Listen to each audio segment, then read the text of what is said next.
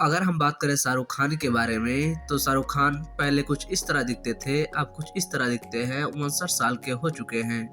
वहीं अगर हम बात करें अमिताभ बच्चन के बारे में, तो अमिताभ बच्चन पहले कुछ इस तरह दिखते थे, अब कुछ इस तरह दिखते हैं, 81 साल के हो चुके हैं। वहीं अगर हम बात करें सलमान खान के बारे में, तो सलमान खान पहले कुछ इस तरह दिखते थे, अब कुछ इस तरह दिखते हैं, 59 साल के हो चुके हैं।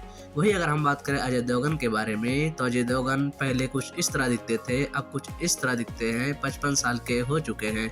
वहीं अगर हम बात करें नसीरुद्दीन शाह के बारे में, तो नसीरुद्दीन शाह पहले कुछ इस तरह दिखते थे, अब कुछ इस तरह दिखते हैं, 73 साल के हो चुके हैं। वहीं अगर हम बात करें आमिर खान के बारे में, तो आमिर खान पहले कुछ इस तरह दिखते थे, अब कुछ इस तरह दिखते हैं, 59 साल के हो चुके हैं। वहीं अगर हम बात करें अनिल कपूर के बारे में, तो अनिल कपूर पहले कुछ इस तरह दिखते थे, अब कुछ इस तरह दिखते हैं, 67 साल के हो चुके हैं। वहीं अगर हम बात करें गोविंदा के बारे में, तो गोविंदा पहले कुछ इस तरह दिखते थे, अब कुछ इस तरह दिखते हैं, 61 साल के हो चुके हैं।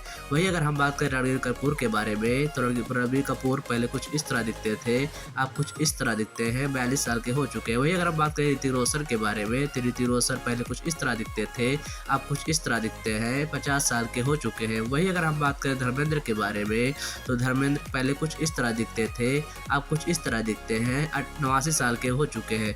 वहीं अगर हम बात करें कमल हसन के बारे में, तो कमल हसन पहले कुछ इस तरह दिखते थे, अब कुछ इस तरह दिखते हैं, 70 साल के हो चुके हैं। वहीं अगर हम बात करें देवानंद के बारे में, तो देवानंद पहले कुछ इस तरह दिखते थे, अब कुछ इस तरह दिखते हैं, 88 साल के हो चुके हैं।